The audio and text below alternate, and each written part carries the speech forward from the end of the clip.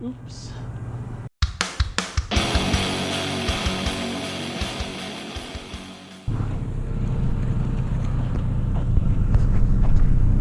I was coming from the other way in my car, and I thought this was a little person in the middle of the road, and it really freaked me out.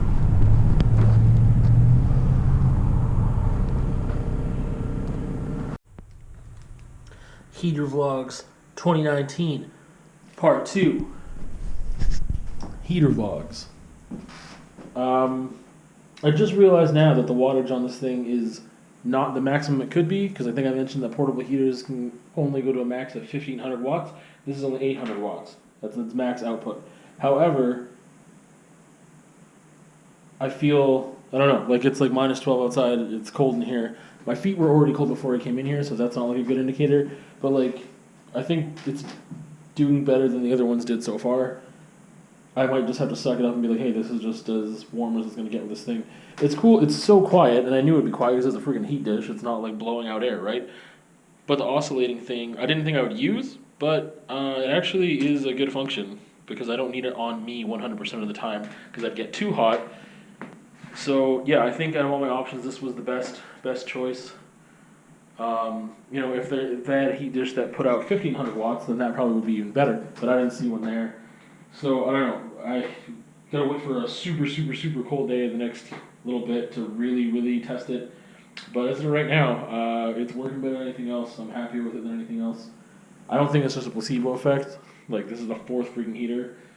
And yeah, I don't know. Heater Vlogs. Give you another update that you're hungry for, I'm sure, soon.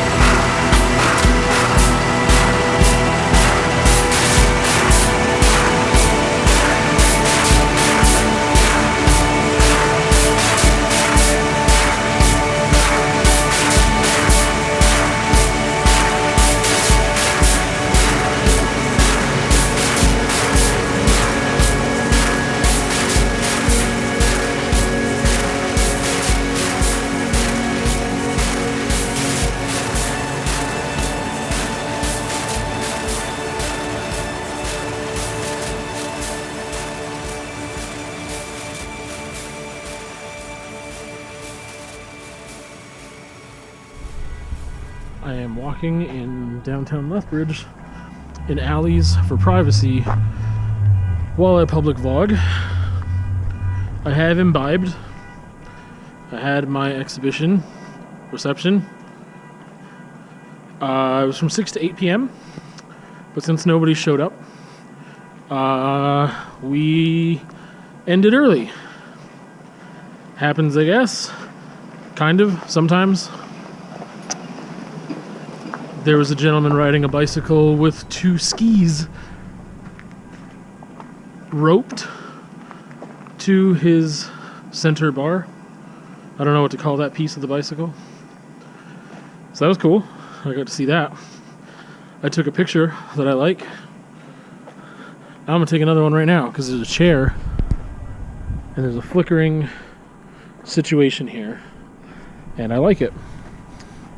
I'm gonna take that right now. Ooh, almost slipping and falling. That's what ice will do, I heard.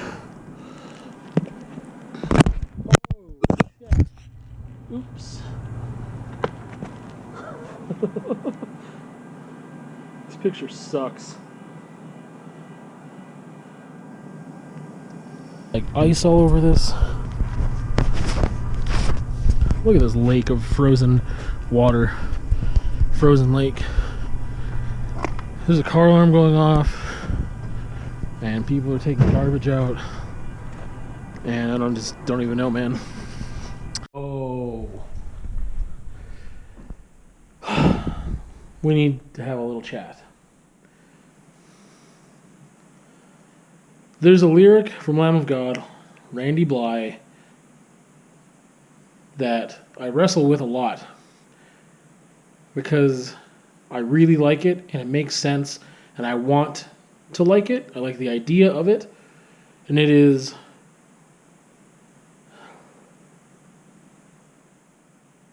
seeking the favor of another is murder of self. Or seeking the favor of another is the murder of self. It's pretty darn close to that anyway. I think it's from Ruin. I should know because I used to cover that song. Pretty sure it's from Ruin. Anyway, I don't know if I've talked about this before or not. Maybe I have. But I feel like being open and vulnerable and talking about the exhibition reception that just happened that nobody showed up to. I think I've talked about this before. Ugh, this is going to be so cringy because I am very obviously not sober. I think it's obvious anyway. Okay, so it's one of those things that, like, I do the stuff that I do for me, but I always put it out there. So whether it's my personal writing or whether it's whatever, it is nice to get likes. It is nice to have people show their appreciation in some way or another. I prefer very sincere communication and appreciation and discussion and conversation. I love that. That is my favorite thing if that happens with any of the work I put out there, whether it be writing or music or visual art or whatever. I love that. That's my favorite thing. And then you putting stuff out on Facebook or Instagram or having an exhibition or whatever. I'm putting it there for people to see and have the opportunity to engage with it. So, or even if it's a YouTube video, even if it's a digital thing, like, I like engagement. I know that people do appreciate some of the things I put out there in one way or another. I know that. But not having, like, enough evidence of it, sometimes it's just like, I don't know. It was like the reception that I had in the basement of the Trianon, like Le Petit Trianon in the basement there with Laura Lee. It was like not a single person showed up for me. Not a single one. There's a lot of people, like no one promised to necessarily either. But there were a lot of people that said they were interested and they saw the posts and they liked them and they apparently like me. And not getting any support sometimes sucks. But then I think about that lyric and I'm like, well, I don't do this for them anyway. And I truly don't. I do it for me. And I like to have these things there to show people, to be like, hey, look at this thing that I did. Maybe it will inspire you. Maybe you'll get something from it. Maybe I don't know. It's this weird thing of like, hey, look at me. Look at me. It's not all of that though. It's not just like, look at me, look at me. Like, I like to engage and inspire and have conversations and create an opportunity for learning and understanding for both parties. Because when I engage into a conversation with someone, I am also usually, hopefully, open to learning from them too. So that's why that's my favorite thing.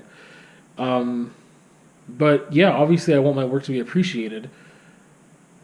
Despite, I wrestle with this all the time. I do this stuff for me and I put it out there because I don't feel doing it for me and keeping it to myself is enough. I don't feel validated by that. Like when I complete something, I'm like, okay, cool. I'm really happy I did that. Like I'm in the studio, I do this amazing painting or a painting that I think at the moment, I'm just like high off it. I just feel so good. That is a great feeling by itself. That doesn't have anyone else's eyes on it. There's no one else validating that for me. And then I put it up, and then sometimes someone buys it. Like the one I was thinking of a specific painting right now. I don't remember the name of it, but it was something based off Brockhampton, and someone bought it like within an hour, and I was like, wow, I really like that piece too. I'm glad someone else does, and they're willing to pay for it. Cool. But if it didn't sell in an hour, like I have some pieces from years ago that haven't sold ever, and I still believe in them, and I remember like, man, I love that piece still. I love it. It's really great. I believe in it. It's a beautiful piece, and despite the fact that no one else is willing to pay for it, I don't need that validation. It's just one of those things. It was like with music, like with playing shows, and people would like be like, "Oh yeah, I want to see a show. I want to see a show. I want to see a show." And you're in a band for 3 years, and they never see you once. And it's like, well, don't tell me that. Don't tell me that you want to come see. Like I don't know. It's just one of those things. I don't want to hear fake support. I want real support. And then when nobody supports you legitimately, in one way or another, whether it be kind words or showing up, or I don't need people to buy stuff from me to feel support. It's a whole separate thing. I wouldn't want a pity sale. That doesn't feel good. I don't know. It just sucks sometimes, and I don't think that's like an artist thing. It's just a me thing. It's just a personal trait thing. And like I said, I wrestle with that lyric because I'm like, yes, I agree. That is the murder of self. That is like, I'm not seeking the favor of someone else. I did it for me. And then I had this reception opening, and I felt obligated to show up to it. And after an hour, they just shut it down because nobody showed up. Like, I didn't really have a choice. But it was just like, hey, this is going to end at 7 now. I'm like, okay. Okay. Like, there's nothing I can do about it, really. So that's just that. And I don't know. But obviously, like I said, it does suck. It does suck when no one shows up. When people tell you in various different ways that they'll support you and they like you. And sometimes even your work, and they find it interesting. And then nobody shows up. You try and just like not take that personally whatsoever, obviously. But when people don't make time, I don't know, time's the thing. Time, that's where you show your priorities. Anyway, this got way too vulnerable and personal. I shouldn't say that it got way too vulnerable and personal, because that's what this is for. That's what this format, the stage, is for. But anyway, so that's my foot.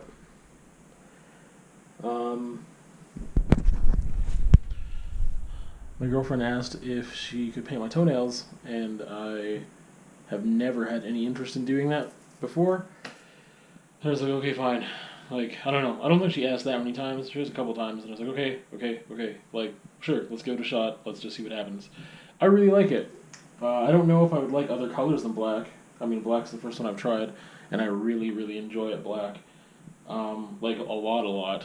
So that's just gonna be, I don't know. It's just like when you get a tattoo, and you're just like, oh, I just really like how my hand looks with that tattoo. I really like looking at my hand more than I did before. It's kind of like that. I'm just like, I've never really looked at my feet that much, or had reason to, or whatever, but it was like, when I do see them, I'm like, oh, hey, that's cool. So, I don't know. Painted toenails are for me, I guess. That's yeah. In other news, important safety recall notice from Volkswagen. There's like some switch and circuit board thing that apparently is going to kill me if it doesn't get fixed.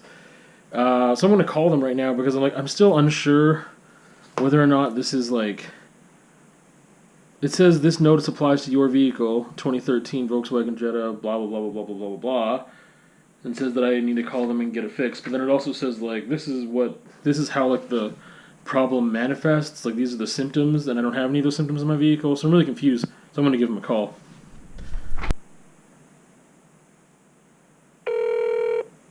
Speaking. Hi. Hi there. I just received a letter about a safety recall. Oh, So, okay, sure. And does it happen to be for a micro switch by any chance? yeah, I believe so. I got the Yeah. letter right here. Yeah. I just Yes, wasn't even. there's a few of them out there. So, Yeah. Shift lever micro switch compliance yeah, recall. that's the one. Yep. That's the one. All right. Is there a particular day you want to try and get in, like sometime this week? There you go. Friday it is. We'll see what happens. This is that shit that I just don't get. If you park like this, why do you drive? Like, in my mind, there's no way that's an accident. But if it is an accident, you shouldn't be driving.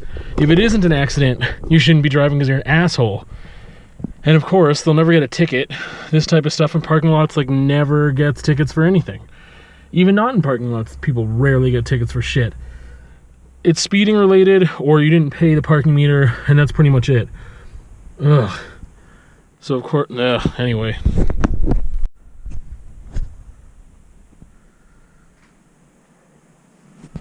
What a disaster.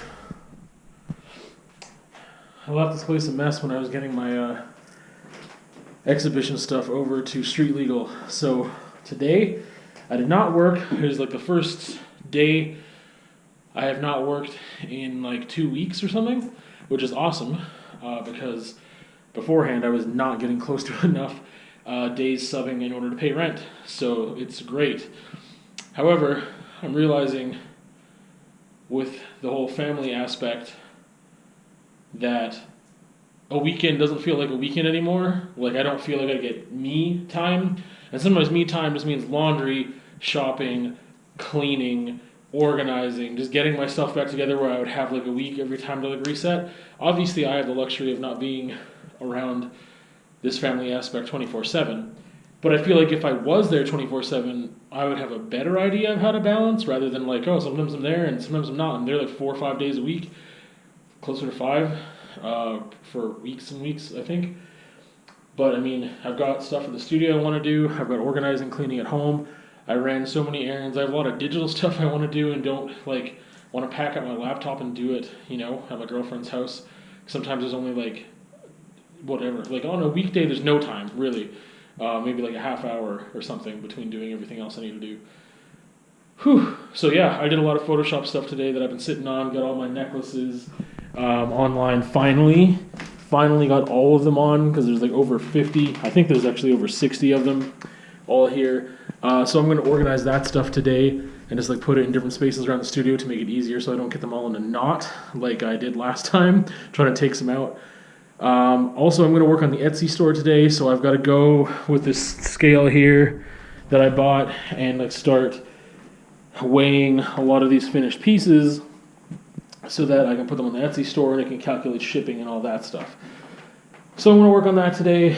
I have a couple pieces that a friend wants me to do, so I'm going to work on those. And yeah, busy day. Normally, I would still be at school right now. It's like just before 3 o'clock, and I got so much accomplished today. Ran a lot of errands as well. But the photoshopping of the necklaces, getting them on the Facebook shop, that was a big thing.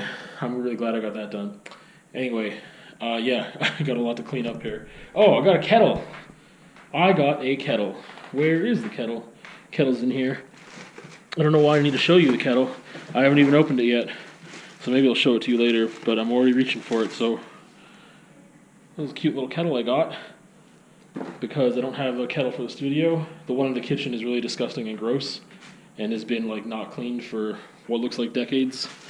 So yeah, also, I spent a big chunk of time scraping off a palette, which I've never done before, because I like the way they build up with paint and stuff, but it gets really chunky and stuff. I don't know. And then I started doing it and then I couldn't stop. So, yay for stuff.